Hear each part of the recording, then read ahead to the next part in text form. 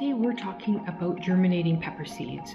So I'm going to show you how to germinate pepper seeds to get the best germination rate possible. The first thing that we need to talk about is when do you plant your seeds.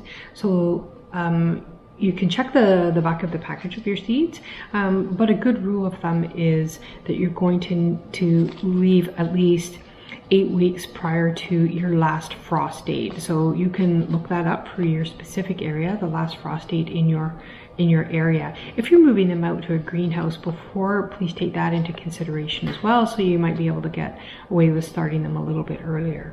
If you're going really hot peppers, habaneros are an example, or cayenne peppers, those really hot ones you're going to give an extra few weeks to, so at least 10 to 12 weeks before your last frost date.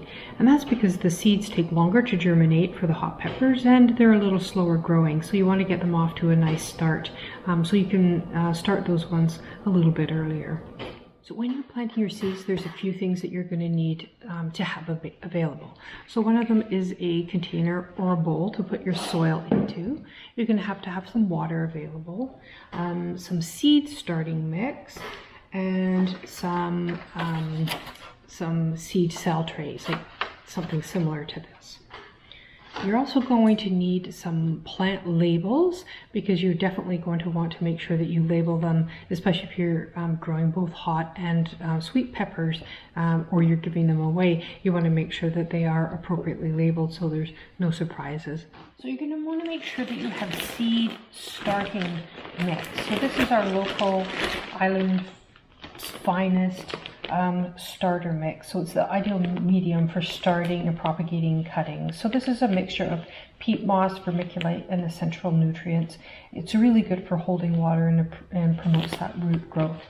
So one of the big differences that you'll find with seed starting mix is that it doesn't have any of those big chunky pieces in there that can get in the way of your seeds germinating and popping out of the ground. Potting soil mix, the heavy stuff, sometimes you'll find big chunks like this that really do get in the way if a seed is trying to pop out of its little husk and it encounters some of these larger chunks. So if you're going with a seed starting mix, you don't have those big chunks in it. It's nice and airy. Lots of oxygen can get into the roots of those plants as they're starting to develop. So you're going to pour that into a bowl to start with. Into your bowl, because we're going to get it wet before putting it in the seed cells. So you can add a little bit of water in there and mix it up so that it is not soaking wet, but it's really pre-moistened.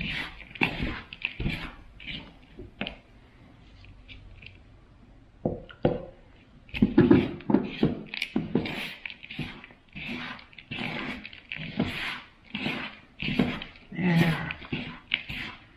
So you want it to just still be a little bit crumbly, but just moist to the touch, not soaking wet.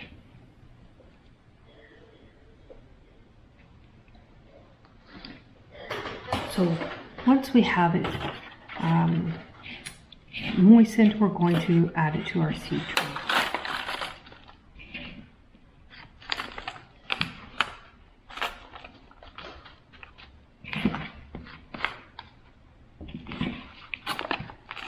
We're going to fill up those cells, and we're going to press down so that the soil doesn't have big air pockets in it.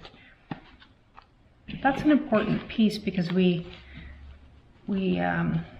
we start to add some water for the first time, we don't want these big drops in the level of the soil in there that are going to interfere with the seed's growth.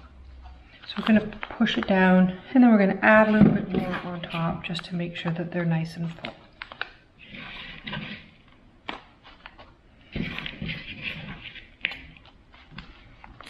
So you don't want to push too firmly, but you give them a nice push down. And then add a little bit more on top, just like that. Yeah. So once we've got our seed cells nicely filled with soil, we're just gonna get our labels ready. So you definitely want to make sure you got your labels done accurately. So I'm going to be planting cayenne peppers into my cells here. So when you're planting your seeds, you want to plant more than one seed into each of the cells. So typically I will plant at least 2 or 3 seeds into each cell.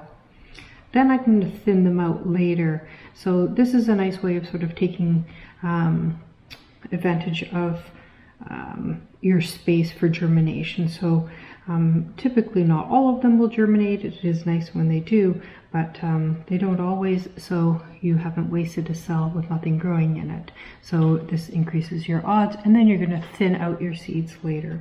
So here we got the seeds in, and we're just going to give them a little poke with a pen into the soil and cover them up. So they're going to be about 1/4 of an inch deep in that soil.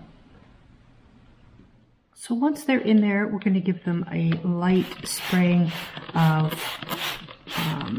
just plain water to start them germinating. There, so just giving them a nice little drink of water. You don't want it to be soaking wet. Your soil is pre-moistened. This just helps the soil make contact, or the seeds, sorry, make contact with the soil and ensure that it's in a nice moist environment for that germination process to start. So once your cells are planted, then you're going to put them into a bottom tray like this one here. So as the peppers get a little further along in their development, like at this stage over here, we're going to start to bottom water. So we want to make sure that the water can be contained in the bottom and isn't leaking out all over the place. So for now, put them into this.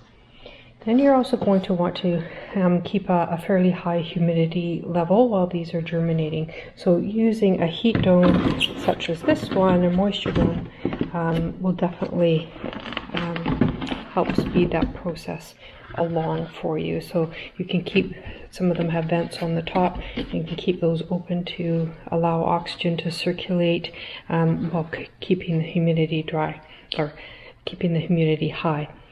You don't want to have the top of your soil dry out. So for the first few days, you're going to give it a little spray with the mister just to keep those seeds as moist as possible. You can tell that your soil is starting to dry out by the change in color. So over here on these seedlings, you can see that the soil is still quite dark, and then you can see, say, these ones where the soil turns a little bit lighter. That's an indication that the top of your soil is drying out. That's not so great for germinating the seeds. Not a problem when your seeds are already established into the little seedlings like that. So keep it dark, keep it moist but not soaking wet. Heat mats are an essential item in order to raise the temperature enough for your peppers to germinate. So peppers typically need 80 to 90 degrees Fahrenheit in order for them to germinate well. So this heat mat here will increase the temperature 10 to 20 degrees Fahrenheit above your average room temperature. So that's usually plenty to give your peppers the heat that they require in order to get a good germination. So this is just a very thin mat that plugs into an outlet, and I have here mine on my seed starting table, so I can just slide it in here, and then, as you can see with this one, have the peppers resting on the mat, creating more warmth for them. So here we go, we got our seeds in there in the moist soil with the dome on top, resting on a heat mat under the lights. So the lights aren't so important at this stage because they aren't photosynthesizing, because they're still germinating, but it'll add a little bit of extra heat and won't do any harm. I have other seedlings under here, so I need to keep my light on for those seedlings. So once your seeds have germinated, you can thin them out. So I usually keep about 2 plants per cell, and I grow them out to a little bit longer before I transplant them. But you can keep at least 2 of them per cell if you want. If you have any more that have popped up in there, then you're going to want to thin them out. And you can either try to transplant them or you can dispose of them if you've got too many. So once they have germinated and you have your little seedlings, you're also wanting to remove that the dome from the top of them, and you can turn off your heat mat. They don't require those any longer. So I hope you have some success in germinating your pepper seedlings, and thanks for joining me. Take care.